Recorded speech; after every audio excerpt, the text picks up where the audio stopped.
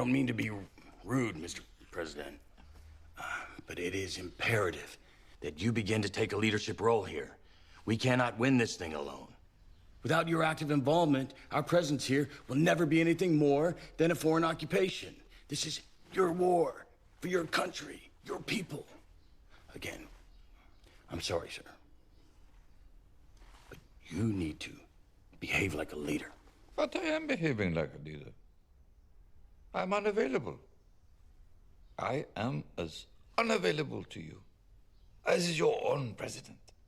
Hello, listening people. Hello, listening people. You're listening to Spin Posh Presents Pictures Powwow. I'm one of your hosts, Ryan Sawinski. And I'm Powwow Bartek.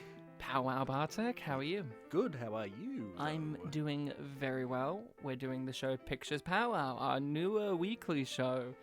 At what point do I not have to say new? Like, how many episodes in do I not have to say new? We can stop next episode. We'll both have, 2 episodes of each of the 3 cycle types. Double digits? Should we wait till double digits? I mean, I was going with 7, but... 7's a lucky number. How long did we call Unappreciated Masterpieces new? Well, it was different then, because it was the only... So, that's different. But that's a whole conversation off the podcast, probably. Yes. Bartek, we're Spin Polish, likingly because we're always spitting, and we both happen to be Polish. Just a coincidence. It's a coinky dink, as they say in Polish. Bartek, we are doing Pictures Powwow, the show in which we cover a movie that has come highly recommended, whether it's being recommended from you, me, or the listening people at home, or on the train, or in a grave, a shallow grave, on the that internet. I dug for them. And that's what I meant by the 3 cycle types. There's the me, the you, and the listening people, which is the you listening to me now. And which one recommended for this episode? This one is the listening people's choice, the second ever one. Yes, that's right. It got recommended from a fellow podcast, the Contrarians podcast, in which they're very contrarian to everything. If it's good, it's bad. Exactly, and if it's bad, it's good. Yeah. This one came recommended from them. I do believe from Julio from there, but I can't remember. It was just from Twitter, so I don't know which one. And both of them were like, now's the time for War Machine 2017 with Bradley Pitt. And what did they think? And was it in character or not? I do not know. I found one of them has a letterboxd, and it's very hard to take it seriously when they give a higher rating to Venom than they did to True Stories. So... That means they like True Stories more? No, a higher rating to Venom than True But they're being contrarian. Well, whether we know that or not. Right. See, this is the problem, Contrarian podcast. You need to separate the fact from the fiction. I'm going to stamp my feet and go, all those They Contrarians. gave this 4.5 out of 5 stars. War Machine. Okay. So we're doing the film War Machine, 2017, Netflix original film. Voy in the machine. Is that what it is? Maybe. I'm translating war and machine. I don't know if that's the actual so title. You could have just said yes, and no one would have fact-checked But I'm you. honest. Are you, though? Yes. Transparency is key. Transparency is key? I said transparency, but yes, transparency. Yeah, I know. I was being nice and trying to I know, correct but you. I'm being honest. So this is a film directed and written by the man who did Animal Kingdom. Mm-hmm. And Bartek, I don't know if you looked up this gentleman. He's Australian, of course, and we have a few Australian actors in here as well. One of which was a prominent role in Speed Racer. We'll get to that. Yum yum. Yum yum indeed. There was I think the film's narrated by a guy that was in Sleepless. Yeah. Scoot McNairy. Yeah. That name, I was like, I know this name, but what was he in? Scoot McNairy. There's a few returning celebrity appearances in this movie, but yeah, you're talking about the director. The director-writer, you will be... I hope you're on your seat, Bartek, because this is going to shock you. He's gone on to write the screenplays for the TV adaptation of Catch-22. I don't know if you could pick up that this was probably his preamble to get that job, by any chance, because, I don't know if you felt this, but this did feel very, Catch-22 inspired type of material where it's war is crazy, but isn't it funny? But also incredibly depressing. That's what I felt. Mm-hmm. Bartek, were you familiar with this film before having to go in? I had not heard of it until you told me. I think I learnt of it in the recording of our last episode, so you can hear whatever my reaction was. Okay. So last week I told you it had Brad Pitt, and it was made by the guy who did Animal Kingdom. Have you seen Animal Kingdom? I have actually, yeah. Oh, good. I love Animal Kingdom. I remember liking it, yeah. It was good. Oh, Ben Mendelsohn. So good. I think our friend Reese lent me a DVD And copy. Jackie Weaver, who I have met in real life one time and proceeded to ignore. It was Oh, like, you've hey, told me Ryan, this, this yeah. is Jackie Weaver. And I was waiting to see Barry Humphries at his farewell tour. And I was like, oh, it's Jackie Weaver. And then I proceeded to then turn around and do something else, like just wait. Because it was like, I didn't know who Jackie Weaver was always like one of those Australian actresses who was just around, but never rose to anything of prominence. And I didn't know about Animal Kingdom then, because it was just around the time it probably finished its run in cinemas. But you know, the word of mouth didn't really generate for that until like a little while later, I feel. But I didn't know about War Machine either until recommended it. I saw Brad Pitt was there, I saw Animal Kingdom guy was there. I had some expectations, and then I saw the poster, or the thumbnail, I should say, on Netflix, and then I had some different expectations. Was the thumbnail just a bunch of guys standing in a Yeah, line? Yeah. So Bartek, did you have any inklings of what you were going to get into before seeing it? The only thing I really had was we did meet up yesterday for other business, and you mentioned like, oh, we're gonna watch War Machine, and you listed like a couple of people that are in it. You're like, oh, it's got Brad Pitt and Topher Grace. I'm like, oh yeah, Topher Grace. I remember you telling me he was in that. Yeah. But I didn't look up what the plot was at all, really. But when you clicked on Netflix and saw the little thumbnail, did Oh you yeah, have yeah, any... yeah. Netflix had like 3 tags or genres. Yeah. There. One of them was like comedy. inspired by a book adapted from something else, and also said like comedy. I'm like, oh, this is a comedy film, Right. because one of the things that I was thinking to myself walking in was oh, it's a war film, so Yep. is it going to be like dreary or something like Right. that? And I thought that too. yeah. I saw by the guy who did Animal Kingdom. Animal Kingdom's a depressing movie. It's fun. I love Animal Kingdom, but you wouldn't say it's an upbeat film by any stretch of the imagination. Animal Kingdom is a bit of a dour movie, a bit of a downer. I thought we were going to get that. And I saw Brad Pitt, and Brad Pitt, he could go either way. And I also was thinking like, oh, wasn't he in Fury as well around the same Yeah, time? Fury. And then I saw the poster, the thumbnail, and it immediately kicked me into another place. I didn't see those tags. I saw Brad Pitt, Topher Grace, and all these dudes standing in comedy poses. If you look at the picture, Brad Pitt's pulling one of those "oh boy" faces, and Topher Grace is just standing there like on his phone or something, being like, I'm busy. And I'm like, oh, it's going to be one of those movies. It's going to be like that TV show Enlisted with, was it Keith David or the guy from Ghostbusters? I can't remember which one. And it's like, is it going to be one of those ones where it feels more like a TV pilot for a sitcom that should be made? Mm-hmm. And then I worried, because I was like, oh, I thought it was going to be more of a serious movie. And then the movie starts. With that, what was it, the rock music? Or was that a bit And it was later? like 50 minutes of Scoot McNairy narrating. And I was like, okay. Now, Bartek, what did you think of this movie? I had a good time with it. Obviously, I was surprised a bit at the beginning at how it wasn't as dreary as I was expecting. It introduced a bunch of characters very quickly, and normally when that happens, I struggle to still remember everyone because you know, they're all men wearing the same uniform basically. And let's be honest, some of them aren't actors we're familiar with, so that helps reduces the knowledgeability of a character. Like, I only remember Topher Grace out of like the familiar faces of like his men. Yeah. And I didn't struggle too much to remember most of them. There was still some stuff going on there, but I managed well. Like, oh yes, this is the guy that like handles his luggage and appointments. This is his number 2 guy. I didn't struggle too hard with that aspect of the film. So Is that what you're looking for me to say? Did you enjoy it? Did you like it? Is it a good movie for you? I had a good time with it.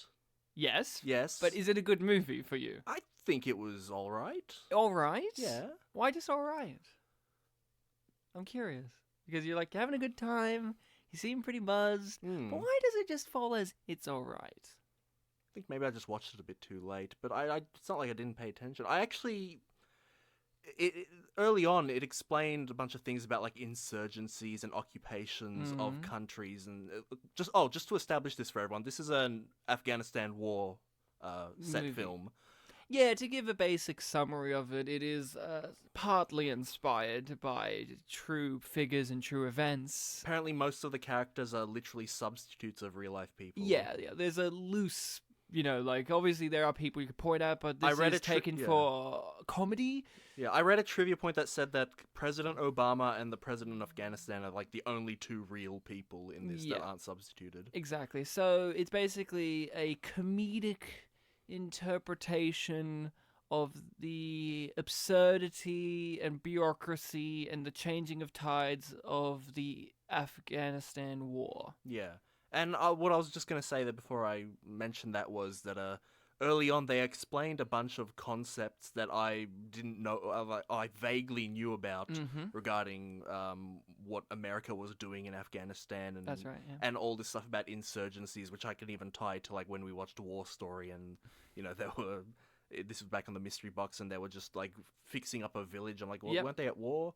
It explained those concepts actually pretty well to me, and I understood what they were trying to do and why they were frustrated. Yeah, you know what I find very interesting about this movie? Mm-hmm.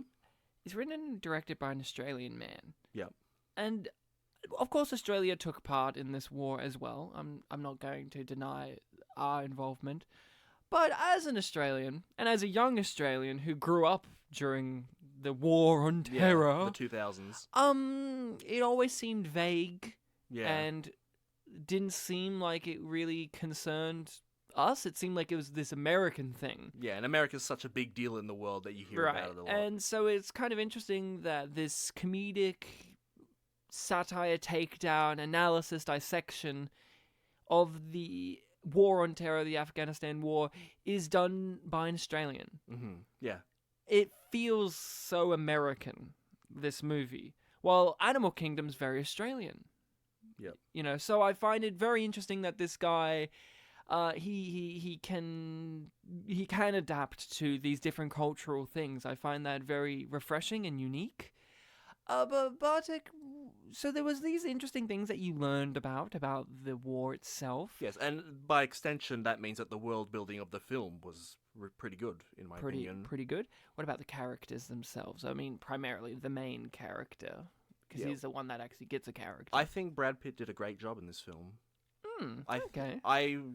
Like I said, the world building was good. His position and his past were explained well. He's built up in the very beginning of this film to be just this like invincible, almost perfect soldier guy. Yeah. And he's got the responsibility. He's basically in charge of the Afghanistan situation. Yeah, he is. Yeah. He's the guy. Yep, and it's built up at the beginning like, oh, he knows how to get things done. He looks at this idea of counterinsurgency and they say... It's impossible. It's impossible, and his opinion is you only think that because no one's done it right. Yeah, and I'll do it right. Yeah, and his confidence seems to imply to me like, oh, okay, so he's going to make some good headway in this film. And just things keep not going his way... And I really felt for his frustration throughout the film. And eventually they even bring his wife into the picture, and there's just a lot of sadness going on there. Here's the thing too, though. Yeah? It's not just that he's unable to do what he wants to do. There's also the big question in the movie of, does he even know what he wants to do? We never get the fullest idea of what his actual plans are. Yeah. There's even a bit where he's looking at the news and they have like, McMahon's plan? Question mark? Like, nobody fully knows. And even if you do know, the big question is it right? Is it right? Like, if he did succeed, there's that whole Tilda Swinton scene. where she's like the German senator lady. Oh, yep. And that whole scene is basically a dissection of that Americana kind of like, warmongering, like, I'll get the job done right kind of thing, which Brad Pitt has. And it's basically questioning, even if he did get things to go his way, would it solve anything? Mm-hmm. Yeah, that's As right. well as it's a frustration of him not being able to do anything, but also the frustration of himself realizing, as well as us, the audience, that even if he did, would it change anything? Would it actually work? That's true, yeah. But the whole thing was that he couldn't even get a step ahead because things just kept going wrong. Yeah, and when he did, And they as a were main step backs yeah. as well. Yeah. Like, he got his soldiers, but then also Obama said this, and you're like, Oh, dude, when he was watching the real Obama giving a speech on the TV and just like the elliptical machine just going faster and faster, I was like, oh man, I could feel his fury there. yeah, Fury. I didn't think that. So you seem to really, the more we talk about it, the more you seem to enjoy it. That's why I was a bit thrown off with, you're like, it's all right. And I'm like, oh, okay. Yeah, so I return the question to you, Ryan. Did you like the film? No, No. I respect it, Mm. but I don't like it. I have a big problem with this movie, and the best way I can describe this movie, and I said this while watching it, and my fiance was like, that is the perfect word to describe this. It's scattershot. Mm-hmm. It's tonally all over the place. Yep. It relies too much on certain writing gimmicks. The narrator character, for instance, we talked about in our last episode of True Stories, and we talked about in Two Hands, about the positive and negatives of having an omnipresent narration character, and how sometimes you need one, and if you implement them correctly, they're essential, like in True Stories. But in other instances, they can be a distraction and a writing tool, and it reminds you that it's a tool, like in Two Hands. Yeah. This movie falls into the Two Hands category for me. I think it relies too much on narration. The narrator character himself, Scoot McNairy, I like the actor, but he doesn't do anything. Yeah, I'll be honest. I kept forgetting who the narrator was. We didn't know who he was until we physically met him. Yeah. And that's like near the end of the movie. That's like when he's going to the banquet in Europe, right? Yeah, so that's a while into this over 2-hour movie. It's too long, but also too short. It's tonally all over the place for me. Yeah. Brad Pitt's performance is divisive to me. His accent, yeah, that really threw me off a lot. I've seen him do that accent before, so I wasn't thrown by that. But his whole performance was divisive for me. We're introduced to too many characters and never get to know any of them. Yep. And yet the film feels like you should. But I respect the analysis that it's trying to do. I didn't find it funny ever. I never laughed. I saw the That's fair, humorous yeah. situations it was trying to accomplish. Brad Pitt is a very skilled comedic performer when he's given the right material, and there's so many other people in this movie. Griffin Dunn is in this movie as one of the civilian men in ties, and he was great in Straight Talk as Dolly Parton's agent guy that was a dick. So you had him, and we know he's good, and same with Alan Ruck, who plays the guy who there are going to be no parades for you. That's Cameron from Ferris Bueller. Oh, right. Right? Because he was in his mid-30s when he did Ferris Bueller. Yes, I so remember that, yeah. we know he is a good comedic actor, and so many other things, but the comedy never landed for me. I could see what they were doing. Ben Kingsley was hamming it up again. I didn't like it, no. I thought it needed to get a few drafts redone. Yeah. It was scattershot. There was a lot of great scenes, great moments, great character moments, but it didn't ring true for me entirely because it didn't know which foot it wanted to have in which direction. That elliptical scene, for instance. Yeah. It was a great scene. But the problem is, I didn't know if it was going to be a comedic scene or a serious scene. Yeah. Because I was waiting for him to keep doing it until something funny happened. But it just cut away. But it cut away, and it was good dramatically. But the problem is the film always sets up this unsure tone of is this going to be comedic or is this going to be serious? And the comedy didn't land for me, so it was a worry when it was going to be set up as comedic. Of course, you can have some characters that are purely comedic, like I think Topher Grace. should have been just a purely comedic character, and he did serve that purpose for the most part, because he is a good comedic actor, Topher Grace. So a lot of people have given him shit over the years, but I've always thought that he was the glue that held that 70s show together. Yeah, he was great. And once he left, that show fell apart. Brad Pitt's performance was a performance. Yeah. I never got past the illusion that it was a performance. Definitely, like I said, with the accent thing, because I recently heard him in a different film, Once Upon a Time in Hollywood. Yeah. And I could feel the accent being put on. He's doing his accent from Inglourious Bastards, basically. A little less cartoony, but it's still that accent. The same kind of energy, yeah. I like the character. I think there's a lot of good things here. I like the character. I like the journey the character goes through. I like his wife. Did you feel for him? Yes, but there's an asterisk there, like it's always a yes, but the problem is I wanted it to be one of two ways it could have gone. Here's the best way I could describe this: of it falls in the middle of these two paths it could have gone down. Yeah. Let's go down the comedy path of how this movie could have gone, or should have gone, you could argue. It could have gone the way of the biting satire and silliness of something like the guy who does The Thick of It, or In the Loop, or The Death of Stalin. Like that kind of comedy with the searing satirization and real-world tragedies of war. I mean, if you've seen Death of Stalin, that movie captures all of that, and it's still a very funny movie. Yep. But it captures the horrors of things. Could have been that. In fact, at times, it felt like this was a rejected script for that guy who does those. Like, he could have done this. Or, the other way, a dramatic character study movie like the George C. Scott film Patton. This film kept reminding me of the film Patton, which is obviously about the great General Patton, who my grandfather met in Poland. Yeah, you've told me this he was story. one of the liberators of Poland. And he was driving around in his little car, speeding around in his car, which is funny because that's what killed Patton in the end. He crashed in his car, and he was known for being a speed demon.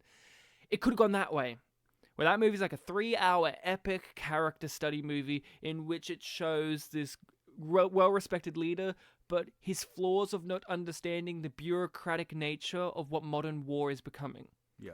That was a World War II movie. This could have been a modern take on that. Brad Pitt's a great performer. It could have gone down that road. I would say if you liked War Machine, I would say check out Patton with George C. Scott. You will get a very good version of what this movie's trying to do, but I think Patton is the way that I personally think it should have gone down that road. Patton is a fun movie as well. It's got levity, it's got humorous things, but it's got serious things, and it's a more serious, dramatic film. It's almost 3 hours long, but it is worth the time. It flies by. That's my big problem. It feels like it's in the middle. Right, yeah, should have picked one. You know what film it reminds me of? Which one? The Men Who Stare at Goats. You remember that one? I haven't seen it, though. But do you remember it? I know of it. Yeah. A little bit. Where that's also based partly on true events. But they redo it for this comedic, weird, like, Coen Brothers-esque tone. But it's not actually a Coen Brothers movie. But it's not really not a Coen. Like, it could have gone one way or the other. That's this movie. Yeah. For me. I enjoyed the characters. The character of Brad Pitt's character. What did they call him? They had 15 million names for him, and they never used them. There was like Big Glenn. It was Glenn, right? Glenn McMahon. Glennable. Like, they had all of these names, and they never got dropped ever in the movie. I don't want to seem like I'm harshing the buzz. I did enjoy this movie. There were very poignant scenes that struck a chord with me. Like, I really, really got emotional gut punch in a good way. Not in a sour or depressing way. A good way when he was in the car with his wife. Yeah. After shit has gone bad for him. And he's shutting down. And she's asking him not to shut down. It's her last day here. Come on, let's be together. And you can see in Brad's face that he's struggling, but he reaches his hand out and grabs her hand. That's perfect. The scene with Alan Ruck on the plane, where they're having that back and forth about the no parades and whatnot. Great scene. It made me feel something for Brad Pitt's character. Or the many scenes of Brad Pitt running, and how at first he seemed like triumphant and things, like isn't he in charge of everything, and then at the end it becomes like this really dour, sad kind of like he's really isolated and doesn't understand his place in the world. I also like the comedic tone of like there was a general before him, and then he gets replaced with another one after he leaves, and they're all the same. Yeah. There's no difference between these men. Like the end, it's Russell Crowe. Yeah, Bob. I like that, but it didn't work. And it did feel like this was a preamble, a warm-up for the writer to do the series of Catch-22. Because this does feel like kind of like Catch-22, but Catch-22 for dummies. And I don't want to say that this movie's dumb. I'm just saying that this movie isn't as decisive as it could have been. Yes, for sure. I know, definitely, because for those of you that haven't seen it, this is a war film, and you imagine, like, oh, war film, there's going to be a lot of, soldiers running and gunning and killing. Yeah, depending, yeah. There is, like, one notable sequence in the film where there is kind of warfare going on with a bunch of the young soldiers that were introduced. Yeah, with, what's her name, Will Porter and Lakeith Stanfield. Yeah, I don't know the actors' names, but it happens near the end of the film, and it just feels completely different from the rest of the film. Yeah, it stuck out like a sore thumb. Yeah. It felt like, why are we not on Brad Pitt anymore? It was like solid 10 minutes where we're no longer with Brad. Was it 10 minutes? Felt longer. If I'm just being generous. Generous, yeah. I didn't count the minutes, but like, let's say 10 minutes or so with no Brad Pitt. And he's our central character, and we're doing an amazing little character study on him. Considering my problems with the movie, I still think the character study is interesting. That's what I'm saying. It needs to go one way or the other. It needs to put its foot on one path or put it on the other. Like, it's in the middle. Like, it could be a great character study movie, or it could be a great comedic satire movie, but it wants to be both. And I'm not saying it can't be, but it just doesn't have the backbone strong enough to lift the weight of the burden of those two things at once. That whole insurgency fighting scene, visually interesting, sure. I thought these were interesting things. We already established these characters, but it felt like if this was a better movie, it would have just cut to Brad finding out about it and then him being at the house and apologizing. Yeah. And him then getting that whole speech back at him from the people where it was like, get out, basically. Yeah, it felt like the whole scene was meant to be some sort of payoff to the Cole character, the young black guy. Yeah, but I didn't care about him. Yeah, I didn't like. He wasn't a character to me. Yeah. He was established, but that doesn't mean I care. He was established, and it felt like, okay, there are ideas there of like his uncertainty and what could happen as a result of that. But then he just gets in the scene. The payoff was mainly that he just gets angry, leaves, and kills some guys. Yeah, I thought it was going to be more of a dramatic thing, like maybe... And we didn't see him again after that, did we? No, not really. I don't think so. I think there would have been See, that's the problem. Would it have been more interesting, say, if, one, he just left and maybe died?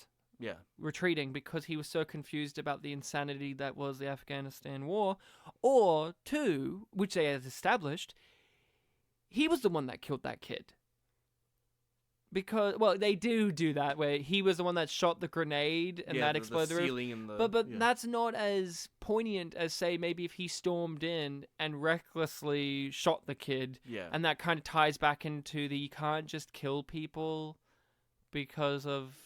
You know what I mean? Like, that was the whole point of his character's conflict was they all look the same, they all want to kill us, and there's like, no, you can't just shoot people. You got to have your wits about you. You got to be unconfused. Yeah. Like, and that would have been a nice little payoff of that idea of, can one untangle the insanity that is this particular war when they're the boots on the ground? Maybe not. Maybe that could have been something. But instead, it's like, oh, isn't it kind of dramatically ironic that the hero moment for that character led to the death of a kid with the grenade thing? But and he technically killed him before he stormed out anyway. But it just didn't hit the same punch. I know, because it didn't hit that same message that the film was deriving the entire time.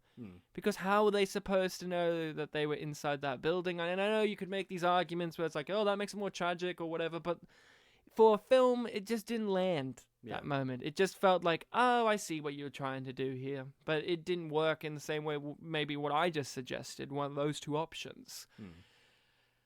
I just didn't like it in the end. Like, I respect it. I was thinking about it a lot last night. But my big problem is it's just scattershot. It just doesn't... It just kind of shoots in multiple directions. It just doesn't really...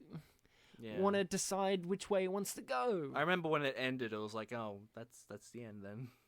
I mean, I thought the ending itself was fine, where it's like you spit him out and bring someone else in. But it was very blunt, and I appreciate that. But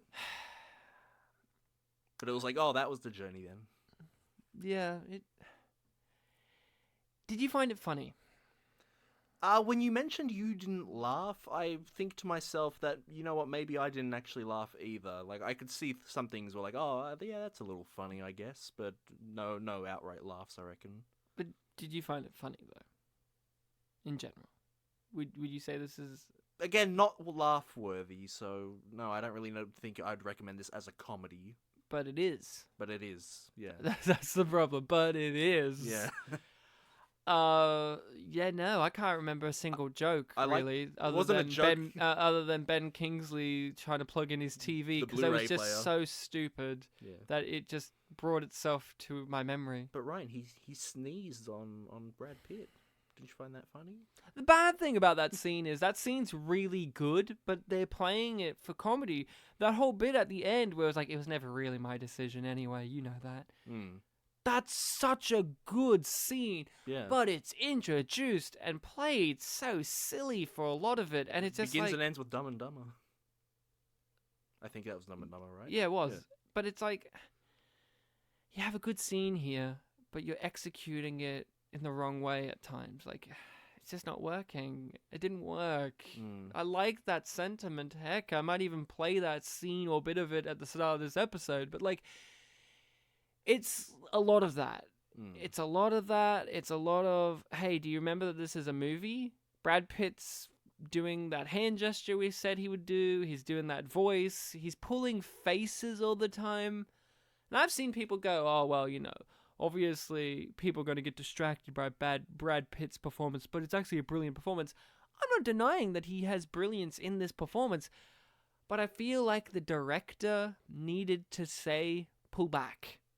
Because there were scenes in which he's doing the silly face, and it was played for comedy, right? Like there's that scene where the two civilian guys interrupt one another when explaining something or other, and he's like leaning forward, looking at him and doing a silly face, and then once one of them starts talking, he repositions his whole entire body and posture and points his dumb face at the other guy talking. Then he proceeds to do that for the next one.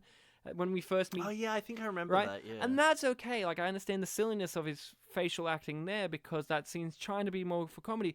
But why does he pull silly, weird, awkward faces in some of the more dramatic scenes? And maybe you could argue that this character has kind of like an awkward facial tick thing going on that ties into his mental thing. But why is he like that when at the beginning his character is nothing but strong and confident in oneself? Never do you understand a weakness of him as an individual until the movie shows the weakness of his position with the whole war itself. But him as a person doesn't. This is when I go to Patton again. Patton, that movie shows the weaknesses of that character. Like, his arrogance is one of his weaknesses. Like, in that movie and in his real life, he slapped two soldiers and called them cowards, and that nearly cost his whole entire career. Right? Yeah. That's a great weakness. And that character Patton in that movie, he believes in Eastern spirituality and he believes in reincarnation, and he has like these tenderness of love of poetry, and like he has these things that go against that gruff general nature, very but also humane things, yeah. But also he's an asshole killing machine who refuses to obey all, like, these are the things.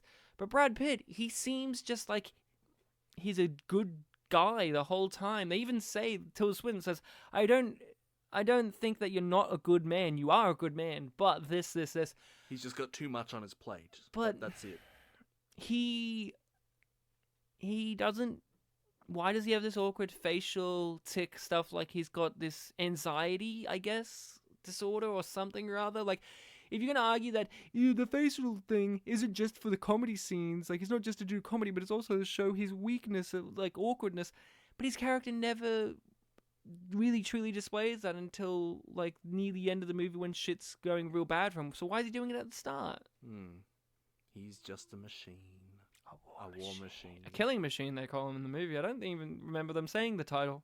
I don't know if they... I remember, their killing machine. His right-hand man called him that, like, patting him on the back. His best friend. You're a killing machine! Yeah. Was he played by... Was he the one played by Anthony Michael Hall? I believe so. Yeah. Here's another problem I have, and I don't want to just keep railing on these problems, but they had too many characters. We mentioned this. Yes. Why do you think they had so many characters? With this kind of with having so many characters, it almost implies that it's meant to be like an ensemble thing, or like you're gonna really get to know all these guys. I don't know. It felt like a big setup, but much like with the Cole character, what really is the payoff? Or with the reporter character played by Scoot McNairy, there are payoffs somewhat, but what's the point? Why didn't... It feels like they should have condensed the characters. Like, when you introduced earlier the type of characters that he's surrounded by, you inadvertently, Bartek, and if you re-listen to this, you will notice this, you inadvertently combined characters' roles together. Did I? You were like, he has the character that carries his bag and who's the appointments. Who's the appointments, and then he has his second in charge. When actually, his second in charge is the guy who does his appointments. And there's a whole guy to carry his bags. And then there's his best friend from school. And then there's the guy who's Wait, wasn't the best friend the second in charge? No. Like, he was second power-wise in charge, I guess. But, like, his right-hand man, his second in charge, was the guy who did his appointments. That was, like, his go-to guy. Oh, I didn't know he was second in charge. I thought he was just a secretary guy. I don't know.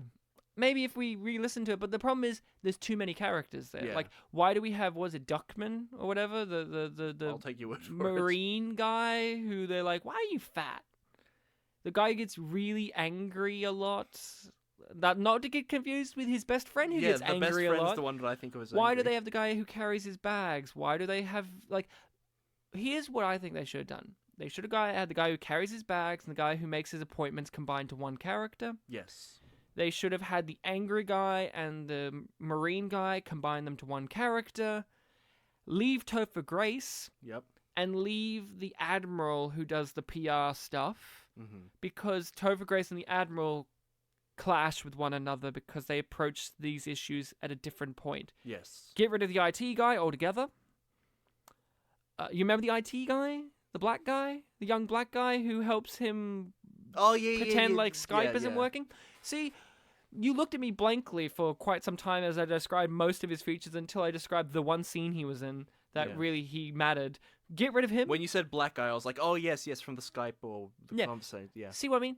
You condensed so many characters right then. Introduce the wife earlier into the movie, or at least introduce her existence. I don't remember the fact that he was married. I don't remember them mentioning he had a wife in the 50 minutes of narration. Maybe I missed that in the 50... I honestly think that if you combine the narration and how many minutes it covers in the movie, it will be over 50% of this movie. Possibly, yeah. I with the wife thing, I'm pretty sure they didn't establish her until they said your wife's in another room. Yeah. With that, I at least felt there was a bit of an emotional punch there of like, oh my god, this guy also has a wife. So it was like another thing that he had to worry about, but I guess you could argue that like not having it established earlier could also be a bad thing. I am going to argue that because as you just said, like, oh, and they established, and you're like, oh, you said that with a bit of emotion in your voice. I didn't feel any emotion for him when he's like, oh, and your wife's here. Oh, no, more problems. Like, I didn't, I just went, oh, he has a wife?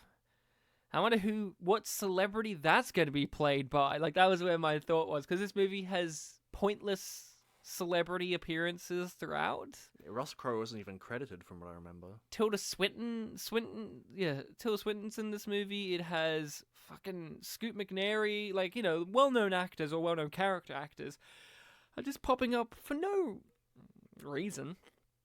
Topher Grace is completely wasted. Once they actually used his character, you were like, yes, Topher's nailing this, but they didn't do anything with him, really, in the end, properly.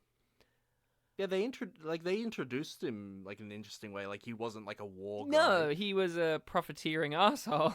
Yeah, and then when you saw him just in uniform doing like playing it really straight as like a guy in a squadron, it's like, oh, what happened to that like kind of sassy character we had? And they do have it sometimes, but it's only when they try and focus on him. Why do they have Ben Kingsley other than Ben Kingsley is ethnically diverse and we can have him play any race because we couldn't get Alfred Molina that day?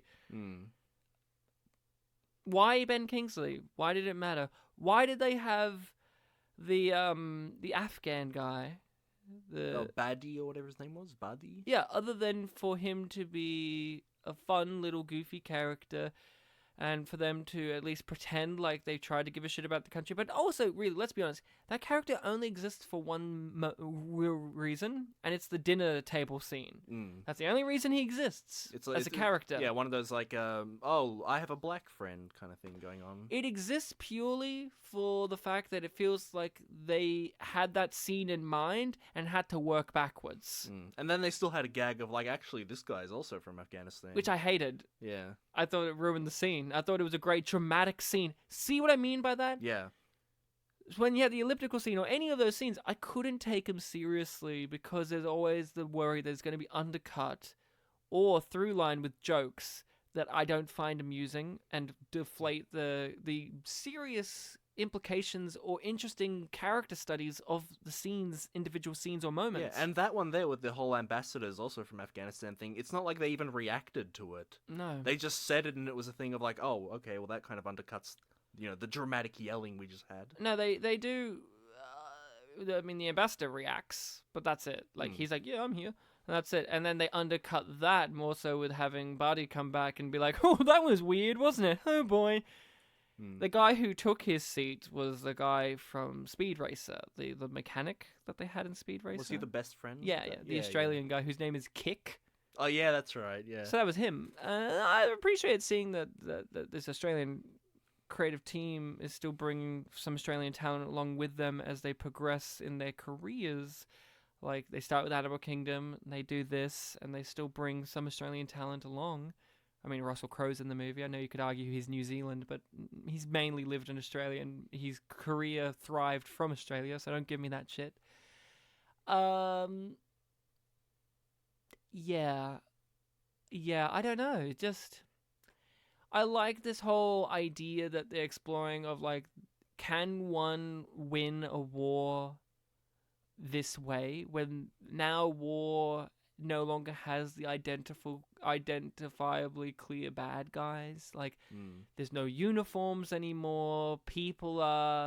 Civilians don't operate within the rules and the chaos of military rules and you know what I mean? Like, just that stuff's interesting. That stuff is fascinating, and even in the setup with Cole, there was the whole thing of like every second, third, or 10th guy is trying to kill me, kind of thing. So yeah, no identifiable bad guy. Yeah, I don't know. Brad Pitt's performance is divisive because I like his performance at times, but then other times it's like really distracting. He's pulling faces. He's doing that cigar holding hand gesture. He's walking funny. I don't know. It felt like at times he was told, you're in a comedy, play it like it's a comedy. And then at other times he was like, now this is dramatic, play it like it's dramatic. And it just doesn't work. You can't just flick the switch on and off constantly like that unless you've got a very skilled performer and a very skilled hand. And I don't think that this movie has that going on. Like, Brad Pitt's a skilled performer, but I said he's a pretty good comedic performer, but he's more of a dramatic performer, and his comedy comes from the fact it's Brad Pitt doing it, right? Like, when you see Inglourious Bastards and he's playing a cartoon and that, a part of it's a music because it is prestigious actor Brad Pitt. Could you say that about Cutting Class? Oh, he was serious in Cutting Class. He was dead serious in his first movie. Fuck you, and fuck you. Well, fuck you too. You can't swear in front of students at student surf. Well, fuck you. And then he throws his backpack and bounces off a trampoline. That was serious though. That's what made that funny. First leading role. He was a hunk. He couldn't get out of a vice. He just didn't know how to unscrew it. What were his favorite snacks? Apples, beer, Yeah, and and ice ice cream. On a Friday night, Brad Pitt, as a teenager, drank beer, ate ice cream, and apples. Oh boy, cutting class. What a movie. But I don't know. I just didn't like it. Yeah, fair enough. I want to. This came recommended. I saw that the people recommending this seemed to like it, and I tried to really think about it. I tried, and I like Animal Kingdom. Haven't watched the new Catch-22 yet. I'm currently rereading / listening to the Catch-22 book again, and maybe that has also influenced my judgment on this movie, because I can see that this movie is trying to be a catch, like the novel Catch-22. Whereas I haven't watched or read or done anything. I've only heard you talk about Catch-22. That's my experience with it. This doesn't capture anything close to the insanity, the humor, and the tragedy of that novel. And nor am I expecting it to, but the film does feel like it is. And then you find out that he has later gone on to write. The next project he does is Catch-22, so it does just feel like he was warming up. It's like when you watch the Abrams Star Trek movies, and you know that this is by a person who's just getting warmed up to do Star Wars. They don't care about Star Trek, and I'm not saying that this guy didn't care about this project, or he didn't care about adapting the novel that this was based on. The story that this was based on, which was called the... They say in Operators? The Operators. They say the title in the movie. Yeah. They say that title, and I remember it more than War Machine. Is there anything in particular you want to talk about with this movie? Any scenes, characters, issues, pros, cons, all that kind of stuff, Bartek? Honestly, after I finished watching it and I was thinking about when we were going to do this episode, I was wondering, what will be the big things that we'll talk about? And also, it's just kind of come up through our conversation. So we've already talked about the combat scene, which stuck out as like a sore thumb, as you said. I liked hearing Topher Grace say "fuck." I liked it too. He's a great actor. I've always defended that guy. And then when he did Black Klansman, everyone realized that he's been a great actor the entire time, comedic or serious. I've always thought, he did Venom, and people didn't like Eddie Brock in that. And specifically, everyone who did Spider-Man 3, where he played Venom. No, I want him to be in the Tom Hardy Venom as Venom. Yeah. He's the voice of Venom. Oh, don't say anything about Tom Hardy. People got pissed last time. Yeah, people were like, Tom Hardy's 5'9". How dare you tell facts? But I don't know. Topher Grace, I liked him in the movie. Wish he had a more prominent role. I wish he... And I said at the start, this does feel like a TV pilot. It feels like this should have been a TV series. Yeah, on Netflix. Maybe, yeah. Give it more time to... discovers this journey that he's going through in this movie. It does feel like this movie's too long. The pacing's all over the place, but it also feels too short. I know that when I heard it was War Machine, I was dreading that it was going to be as long as Dark Knight Rises. So when I saw it was only 2 hours, there was actually a sort of relief there. It's like, it's not going to be as long as I was dreading. Yeah. But yeah. That's a problem. Sometimes we go into the world thinking that a long movie is going to be something to dread. But the problem is actually, no, it's how a movie is paced. Because for me, this movie is just over 2 hours, it's not and it felt long. It's not that I hate long things. I watch Bollywood films. It's just that I've seen a few long things recently, and I was like, not in the mood for another one. Yeah, you saw the new Tarantino. We did Dark Knight Rises. Yeah.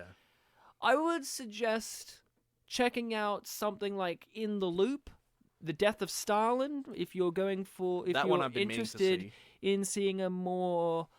a skilled comedic take on the same ideas or issues that this movie is kind of delving into. More In the Loop, if you're going to go with that. Like, that deals with more modern war stuff and more politics side of it. But that's still the bureaucrat nature that's affecting things. And that's a sign. Or if you're going in a more serious approach, like if you do like this film, I'm not saying or if you were disappointed like me, or if you're wanting something of a more dramatic tone, go with the film Patton. It's a great character study of a very complex figure in history. Whether people still argue to this day whether that movie is pro or anti-war. It's still one of those movies that still generates that debate about 50 years later. So, yeah, that is the thing I would say. This movie has the potential. And if you did like it, it's a good jumping off point to engage yourself with those kind of movies I've just recommended.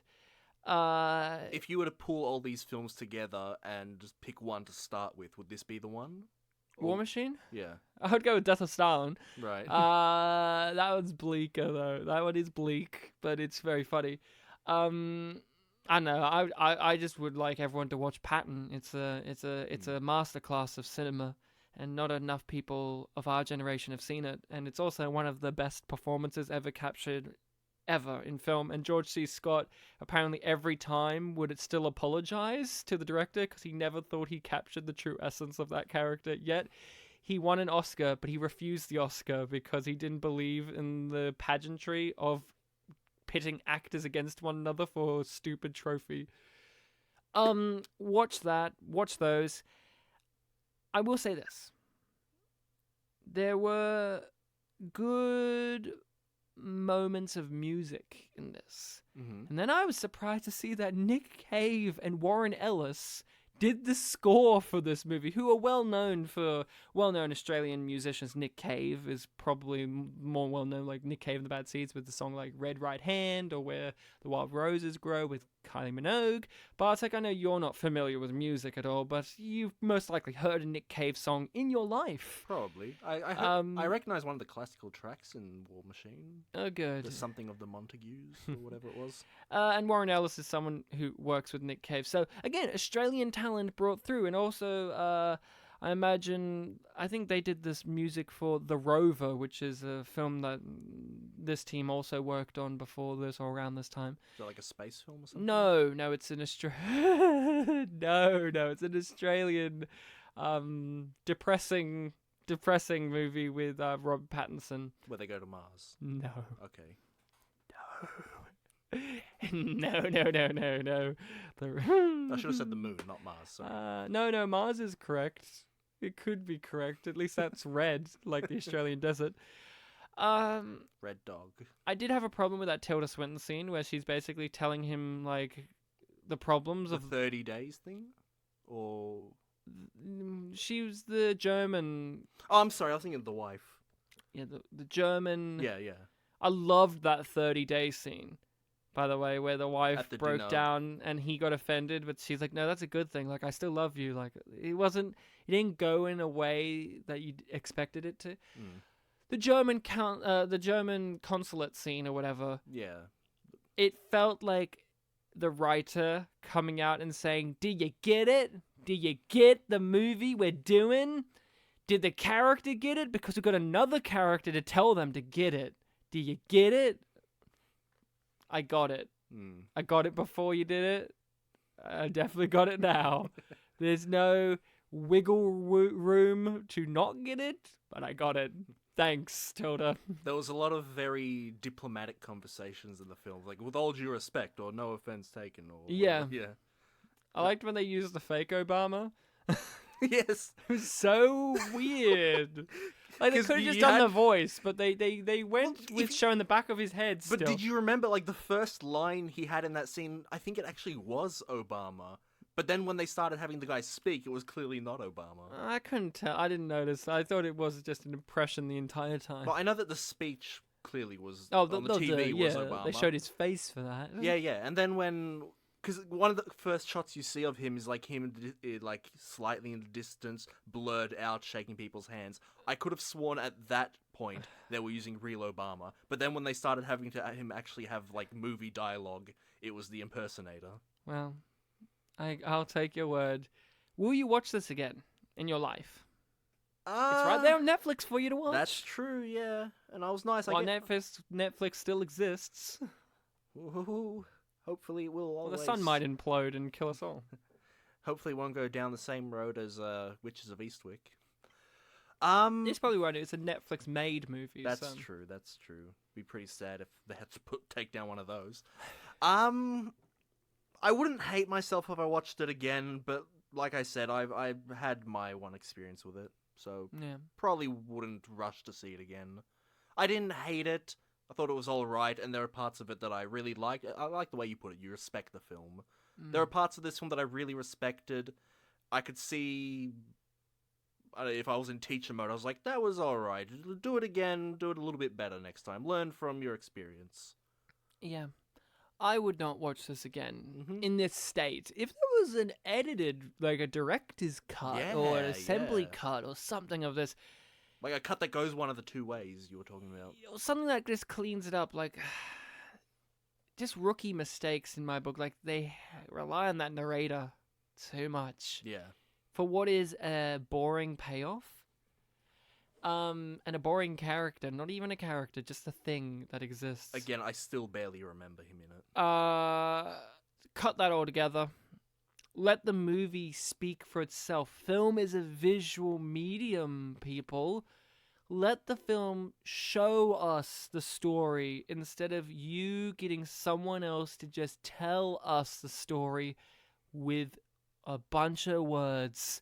Because I was a bit thrown off when the first, I swear, 5 to 10 solid minutes were nothing but monologue from a character we didn't know. Yep. About characters that we are supposed to know. And you expect to get to know. And we introduce all these characters that serve no purpose other than Brad Pitt. And then as the film goes on, it introduces some more characters anyway. So no, I won't watch this again. And yeah, I'd be interested in a different cut of the movie. I could see there's elements here that maybe a different cut of this could make it work. Yeah. But as it is, no. If you're going to do the narration character, make them a character, make it work. True Stories, for all of its strengths and flaws, that was the pearl of that movie, which was David Byrne as the narrator. He was prominent in that movie, and he mattered to the movie as a narrator, and if you removed him, the movie would be less. This movie, remove that narrator, it would be better. So no.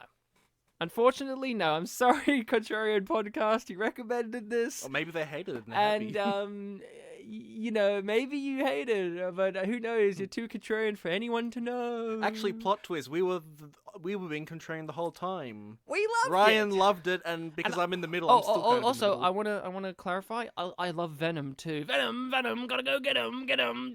And you're not even talking about Spider-Man 3. I'm not even talking about Spider-Man 3.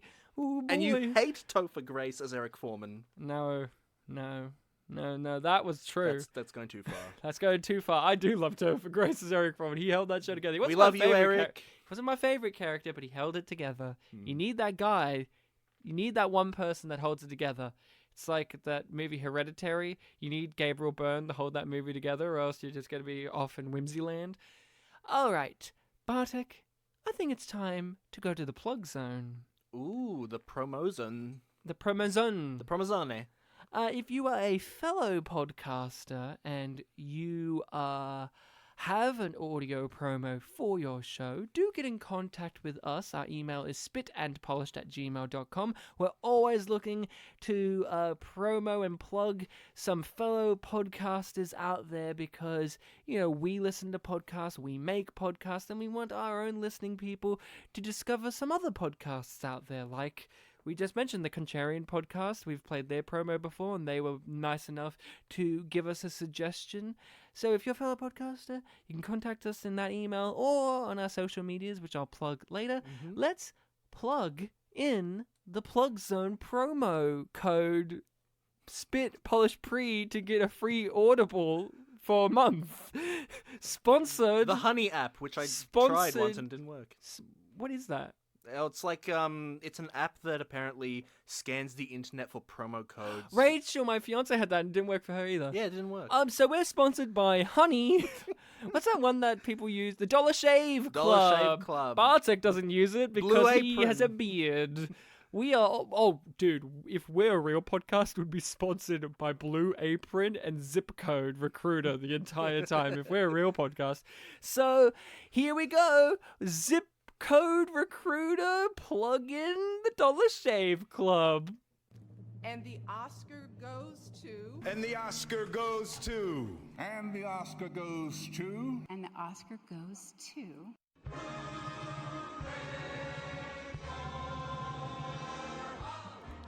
Hi, my name is Sean, and I am the co-host of the Best Picture podcast. Each season, my co-host Eric and I randomly select a year and talk about the Best Picture nominees of that year, with each episode dedicated to a different movie.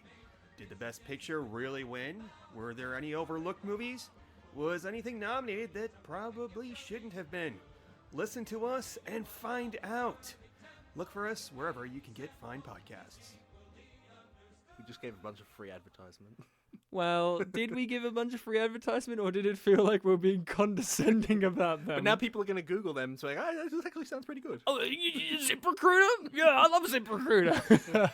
So, Bartek, the thing is, we have another episode for next week in which we need a recommendation. We're not cancelled. The producers are keeping us? Audible kept us on. I thought it was Honey. It's every one of them, babe. It's also whichever one does the get fresh food to your house that are vegetables. Blue Apron. No, Blue Apron does that too, but there's another one, I swear, where their logo is like a green apricot or some bullshit. I can't remember. But we have to get next episode's recommendation, and I do believe it's your turn? No, Ryan. Yes, it is my turn. You actually had me confused. I was like, is it your turn? I'm pretty sure it's your turn. No, yeah, we did your one last week. No, we'll do mine again. My recommendation is Star Trek Into Darkness, bitches. Oh, you're going to be very surprised about what I'm picking, right? Because we're doing Star Trek. No. It just, my teeth were grinding at that. I was like infuriated. No, we like, have to do if you're seriously going to do that to me, I will leave the show. No. We're doing the first one first.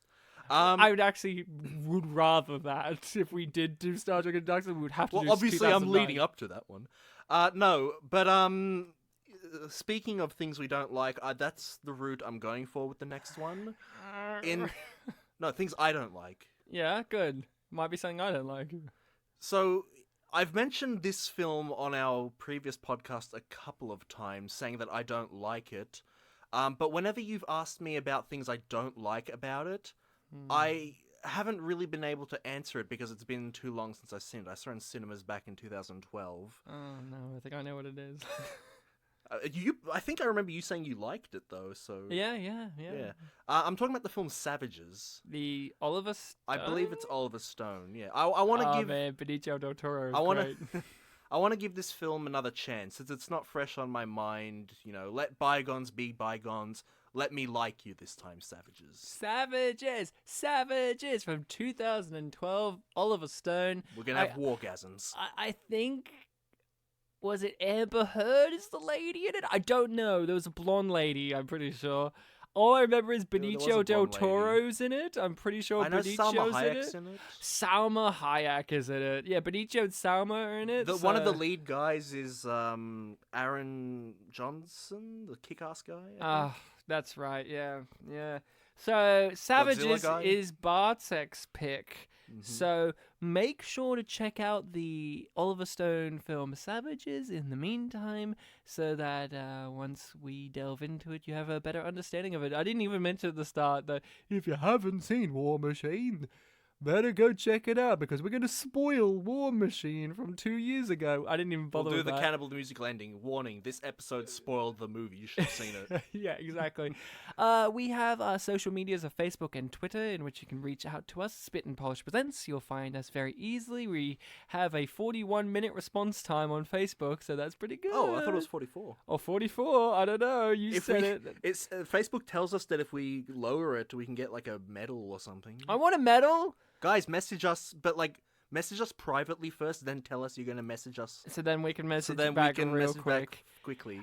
We have our email, which I just mentioned, spitandpolished@gmail.com, in which you can email forward some comments, some feedback, some thoughts, or recommendations for future Pictures Powwow episodes, because we always are craving those. You don't have to be a friend of ours personally or a podcast to recommend. You can be an enemy. You can be anything. You can be an enemy. I'm always making enemies. Just because the first two were one of our fiancés and fellow podcasts doesn't mean it can't be average Joe or Jill. Yeah, exactly. It could be. No, I'm not going to say it. So, I thought about something, and then I'm like, if I say it, it'll be suggested. It could be the president of Honey. Yeah, Honey Honey Bear, Honey Boo Boo, Honey Boo Boo, Huggy Bear. Honey Boo Boo Child. Snoop Dogg, send us a suggestion. Oh, dude, if we'll give you Snoop Dogg priority. wants us to review the Spyro game instead of a movie, I'll do it. I'll do whatever you want, I played Snoop. the crap out of Spyro. Spyro's been added to Crash Team Racing, I hear, so I'm up for it. I mean, I don't think he should be in there, but whatever. Leave Crash pure. Well, they've crossed over before. I don't want it, Bartek.